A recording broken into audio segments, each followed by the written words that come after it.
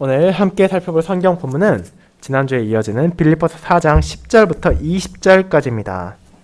빌립보서 4장 10에서 20절까지 기록된 하나님의 말씀을 낭독하도록 하겠습니다. 내가 주 안에서 크게 기뻐함은 너희가 나를 생각하던 것이 이제 다시 싹이 남이니 너희가 또한 이를 위하여 생각은 하였으나 기회가 없었느니라. 내가 궁핍함으로 말하는 것이 아니니라. 어떠한 형편이든지 나는 자족하기를 배웠노니 나는 비천에 처할 줄도 알고 풍부에 처할 줄도 알아.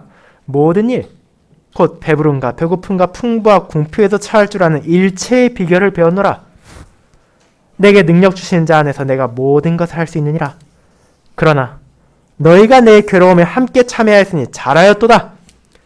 빌립보 사람들아, 너희도 알거니와 복음의 시초에 내가 마게도냐를 떠날 때 주고받는 내 일에 참여한 교회가 너희 외에 아무도 없었느니라.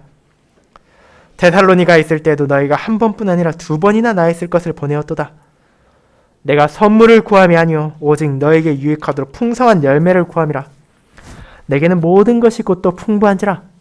에바브로디도 편에 너희가 준 것을 받음으로 내가 풍족하니 이는 받으실 만한 향기로운 제물이요 하나님을 기쁘시게 한 것이라. 나의 하나님이 그리스도 예수 안에서 영광 가운데 그 풍성한 대로 너희 모든 쓸 것을 채우시리라. 하나님 곧 우리 아버지께 세세 무궁하도록 영광을 돌릴지어다. 아멘. 설교 후에는 찬송 63장 1의 1 비절을 부르도록 하겠습니다.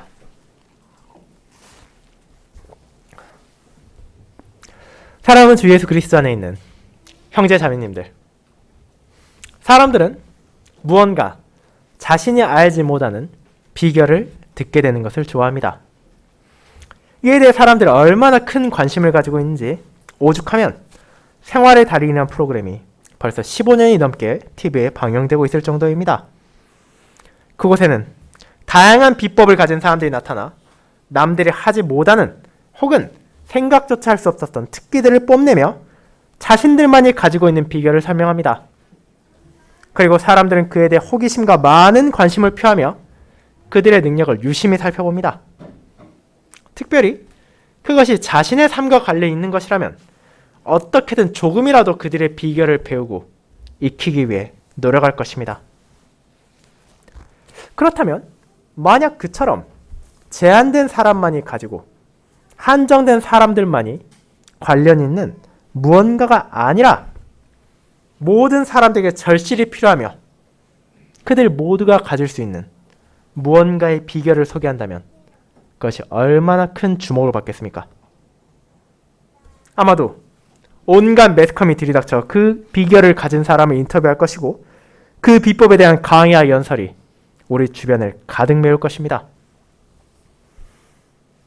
그처럼 사람들이 누군가가 가진 비결 혹은 능력에 대해 흥미를 가진 세상에서 어떤 상황에서도 흔들리지 않는 자족의 비결에 대해서는 놀랍게도 무관심하다는 것은 흥미로운 일입니다. 대다수의 사람들이 원하는 것은 자신들이 가진 상황, 현실에 감사하고 만족하는 것이 아니라 오히려 그보다 더 많은 것을 얻고 더 풍성함을 얻어야만 행복과 만족을 얻을 수 있을 것이라 생각하기 때문입니다. 그렇게 바울이 전하는 이 진리의 말씀을 세상은 외면하고 사람들은 비웃습니다. 그것은 기껏해야 실패자의 자기 만족에 불과하다고 말하면서 말입니다. 하지만 그것이 정녕 무가치한 것입니까? 정말로 그 사람들이 말하는 것처럼 더 많은 것을 가질 수 없게 그저 현실에 안주하고 마는 것입니까?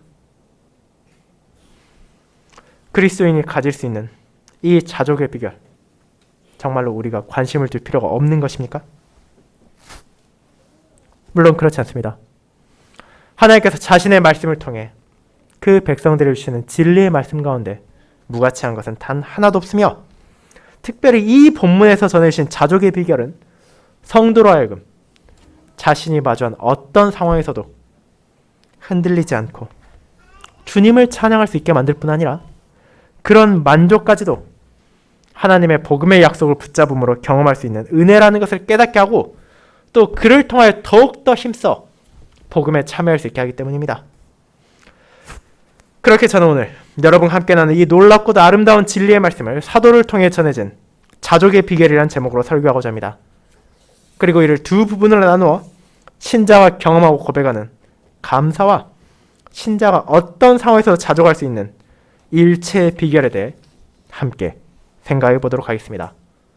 이를 첫 번째, 형제를 향한 자비의 손길에 감사한 바울과 두 번째, 물질에 좌우되지 않는 자족의 비결을 전한 바울로 나누어 보겠습니다.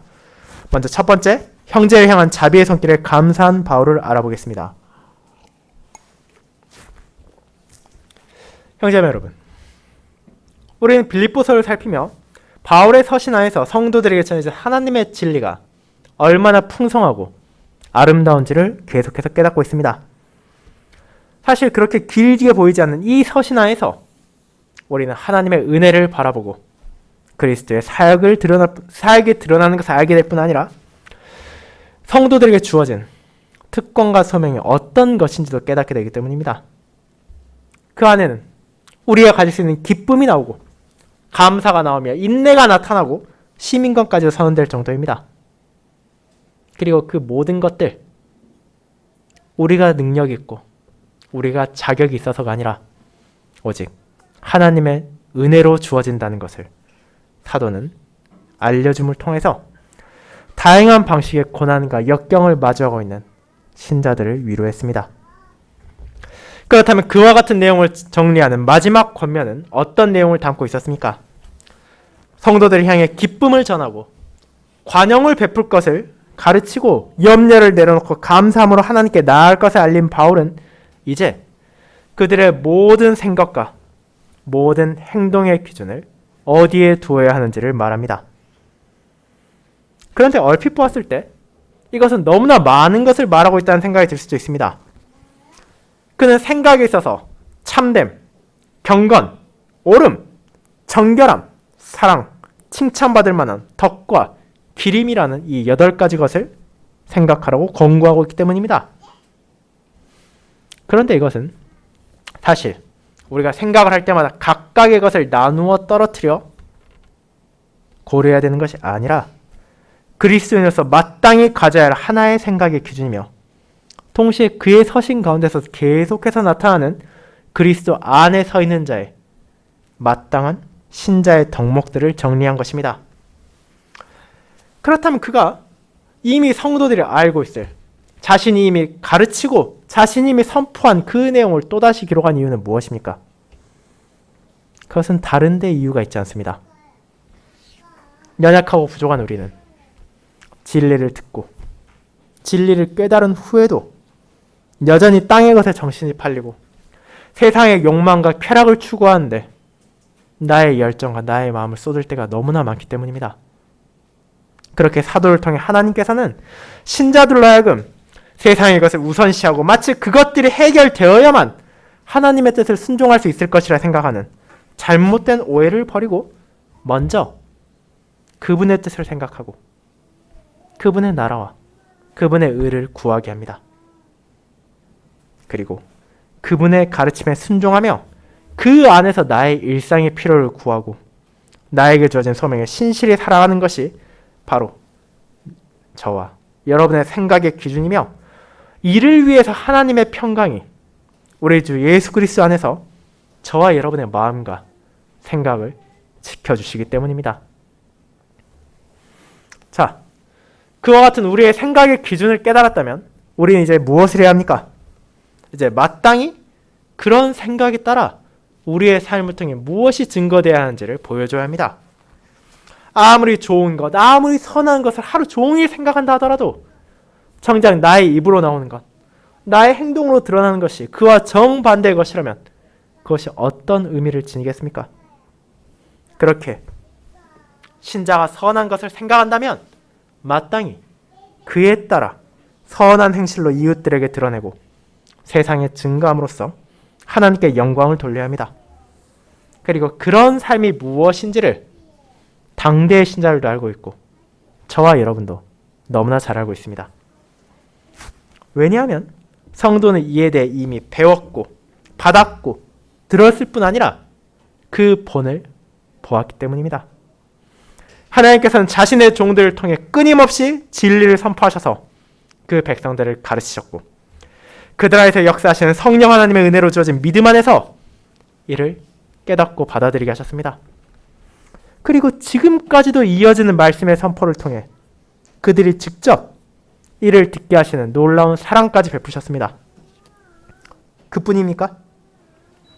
주님께서는 다른 누구도 아닌 자기 자신의 삶을 통해서 저와 여러분이 행해야 되는 것이 어떤 것인지 알려주셨고 그 길을 따라 나아간 수많은 믿음의 선조들을 통해 그것을 보여주시고 오늘날에도 믿음 안에서 순종의 시작을 멈추지 않는 형제와 자매를 통하여 우리를 격려하시고 우리들에게 그 삶의 모습이 어떤 것인지를 깨닫게 하십니다.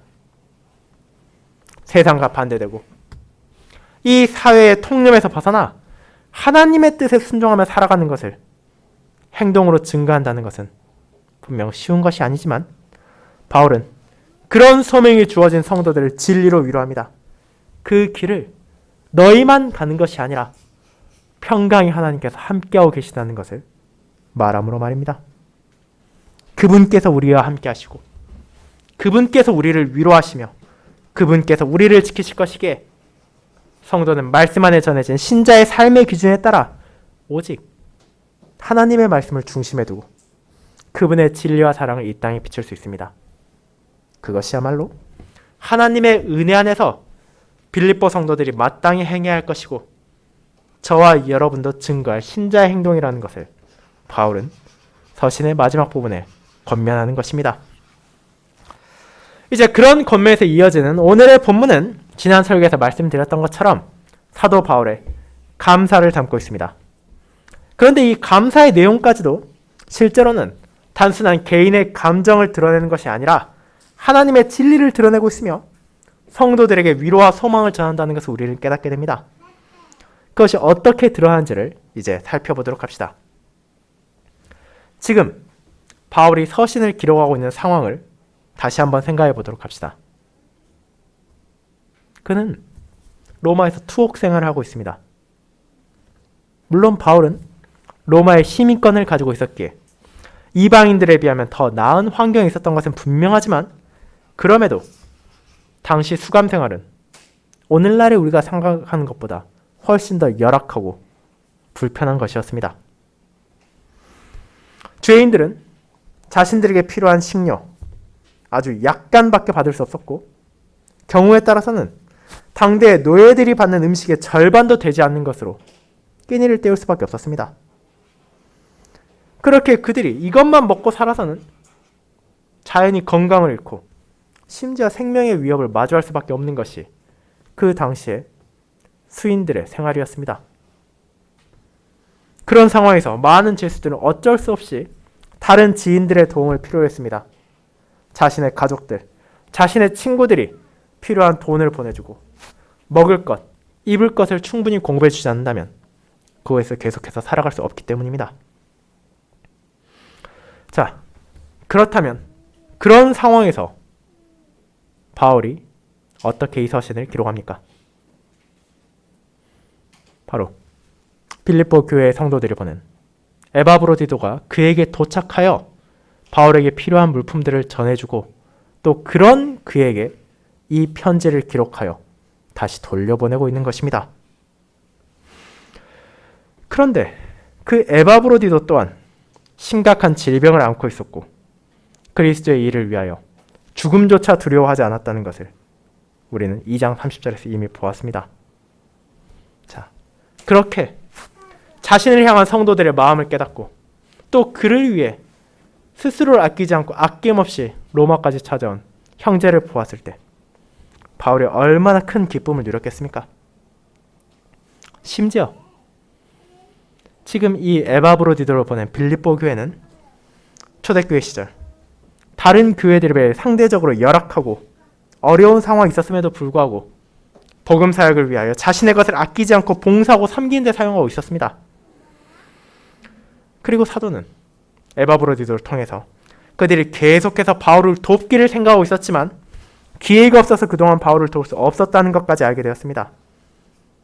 이제 그에 대해 바울은 주 안에서 크게 기뻐했습니다. 그것은 단지 물질적 도움을 받아서가 아니라 그들이 자신이 가르치고 전하고 선포했고 보여주었던 진리 안에서 성도를 향한 사랑을 나타냈기에 그러한 것입니다. 빌립보의 신자들은 사도의 괴로움에 함께했습니다. 그들은 얼마든지 그를 외면할 수 있었습니다. 자기가 아닌 타인의 괴로움에 함께하고자 하는 사람이 얼마나 있겠습니까? 우리는 앞선 1장 17절에서 바울에게 오히려 괴로움을 더하기 위하여 순수하지 못하게 다툰 이들까지 있다는 것을 보았습니다. 그뿐 아니라 빌립보에 비해 더 풍족한 교회들도 바울을 돕지 않고 있었습니다. 그런 상황에서 먼저 우리 일부터 좀 해결하고 우리가 여유가 생기면 바울을 돕자고 결의해도 그 누구도 빌립보 교회를 비난할 수 없었을 것입니다. 그러나 성도들은 그렇게 하지 않았습니다. 그리고 이를 통해 그들은 바울의 괴로움에 함께함으로 주님의 복음을 위한 일에 함께 참여하고 있었고 그 사역이 바울과 같은 소수의 제자들에게만 주어진 것이 아니라 모든 성도들이 함께 참여해야 한다는 것을 외면하지 않으므로 그 진리를 자신들의 행동으로 드러냈습니다. 그것이 감옥에 갇혀있던 사도를 기쁘게 했고 이제 그들이 주님의 진리에 따라 살아가고 있음을 알았기에 그것이 선하고 훌륭한 일이라고 그들을 칭찬했습니다.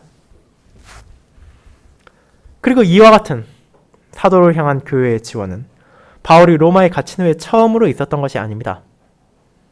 그들이 에바브로디도를 통해 사도에게 전달한 선물은 그 지역에 처음 복음이 전해졌을 때부터 계속된 것이기 때문입니다. 그가 빌립보를 떠나 고린도와 아테네가 위치한 아가야 지방을 향할 때 주고받는 일에 참여한 교회가 그들 외에 하나도 없었습니다. 지금 바울이 사용한 주고받는다는 표현은 일반적으로 상업활동을 위해 쓰이는 것으로 지출과 수입을 가리키는 것이었습니다. 당연하지만 그 당시 주님의 복음을 위해 힘쓰는 사도들, 제자들, 최소한의 비용은 필요로 했습니다. 그들에게는 복음을 선포하기 위해 배를 타야 할 때도 있었고 숙소를 잡아야 했으며 또 먹고 마시는 일에 자유로울 수 없기에 필요한 양식과 음료를 사야 할 때도 있었습니다.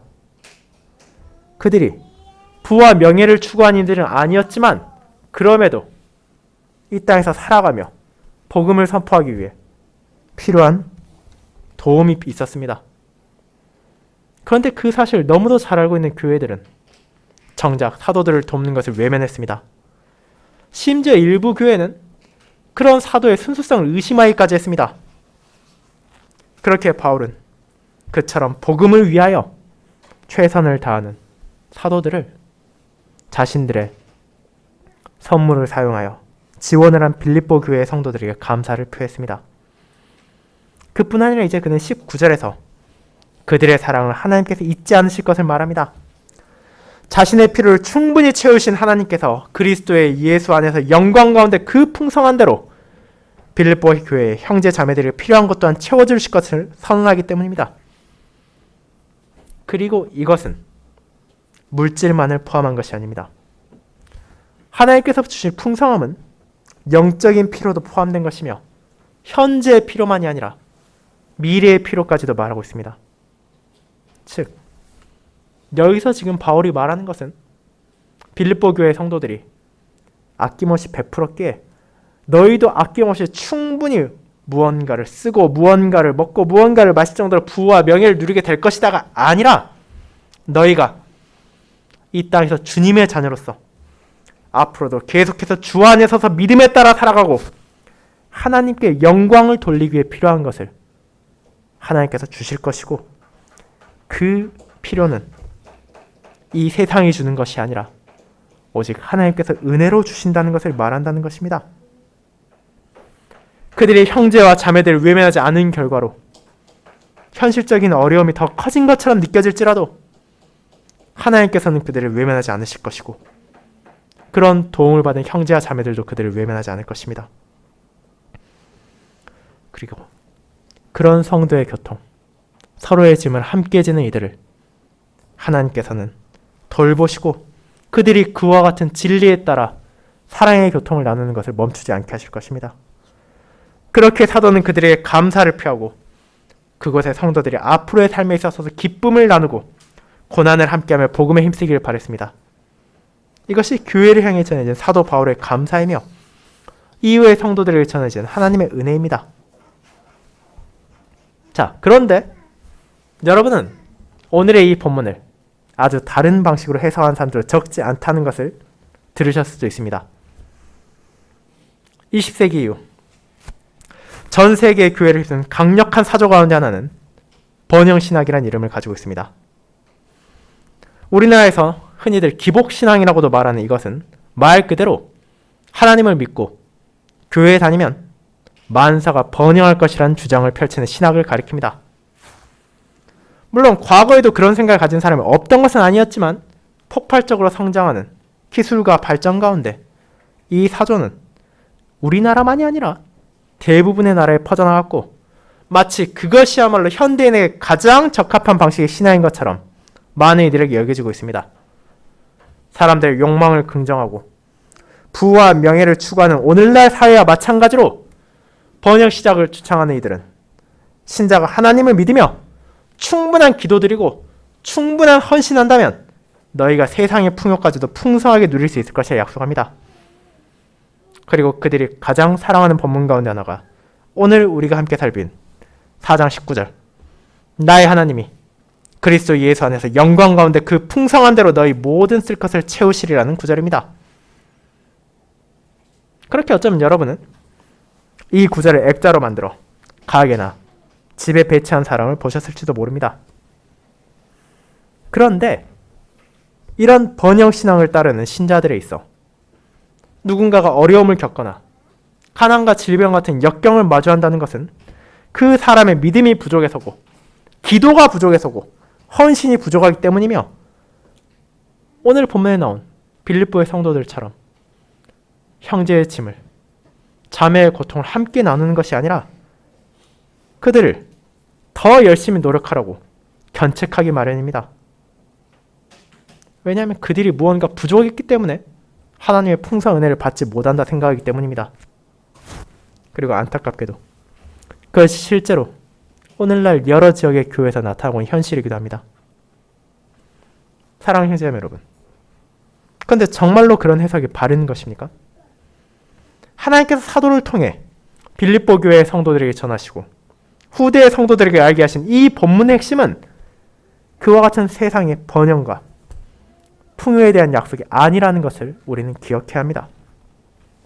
분명 사도는 이 19절의 말씀을 기록하여 성도들에게 전한 것은 사실이고 이 또한 하나님의 은혜로 우리에게 주어진 진리의 말씀이지만 그 말씀은 단독으로 그것만 떼어놓고 바라봐야 하는 것이 아니라 전체 성경의 조화 안에서 이해되어야 하며 또 앞뒤 문맥의 상황에 따라 받아들여야만 그 뜻을 온전히 받아들일 수 있기 때문입니다.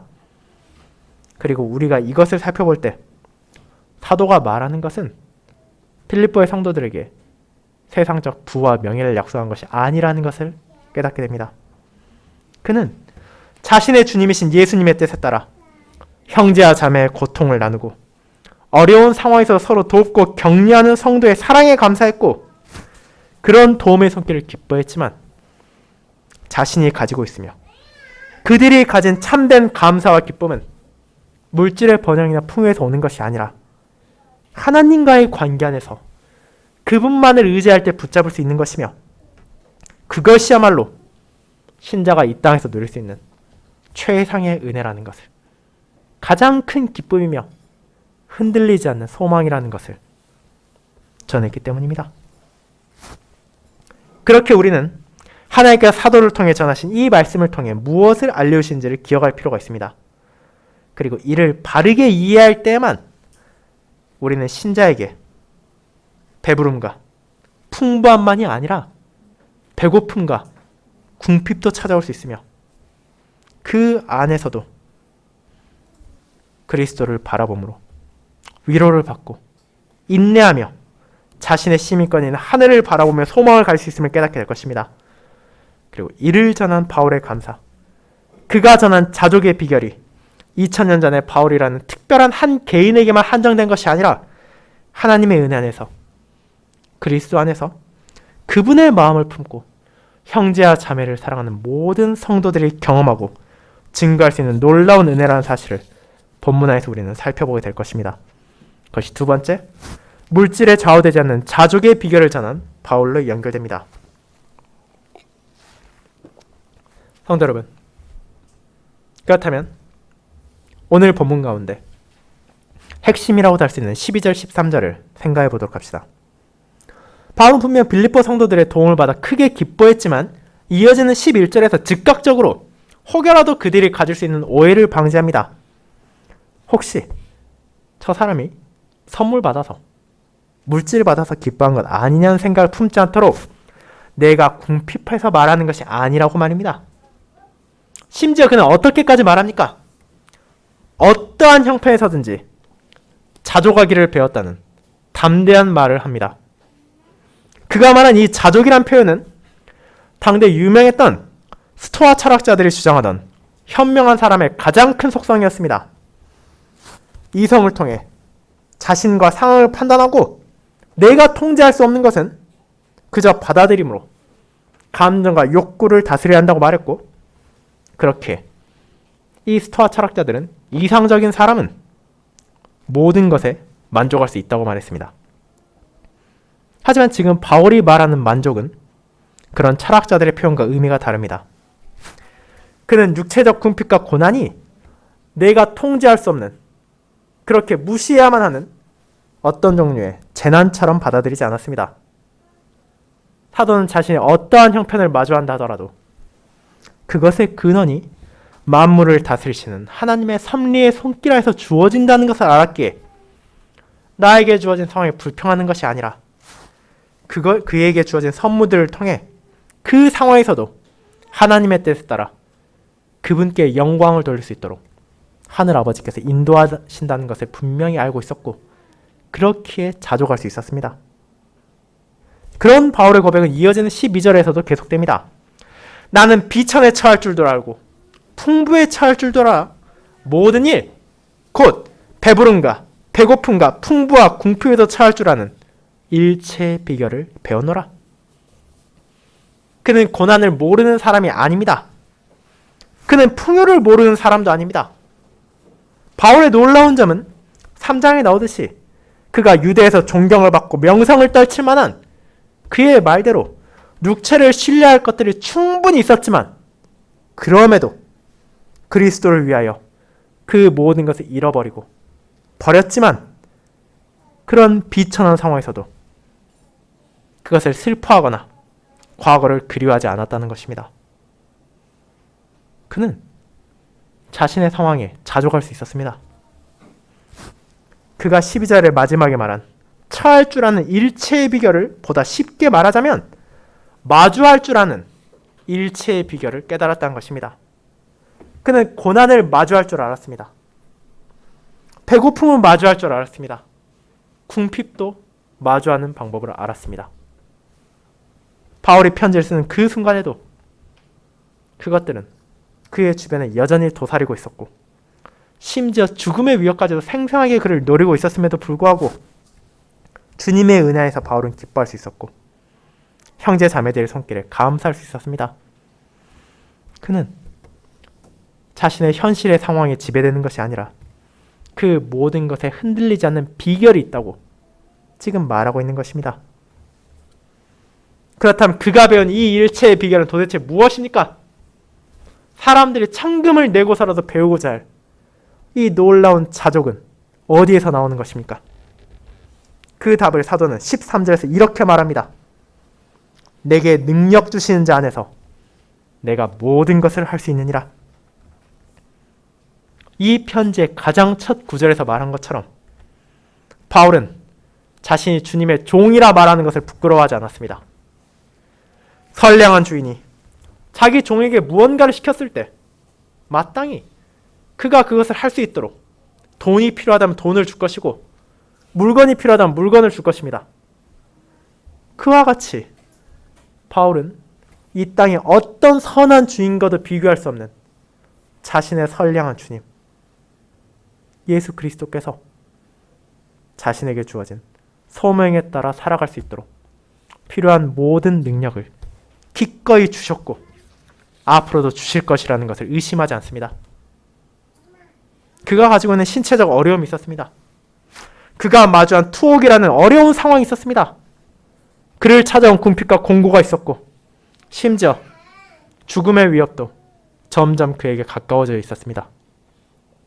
그럼에도 사도는 이 모든 것을 선하게 사용하실 주님을 믿으며 그가 행할 모든 것, 주님의 뜻에 따라 복음에 진력하는 길을 흔들림 없이 나아갑니다.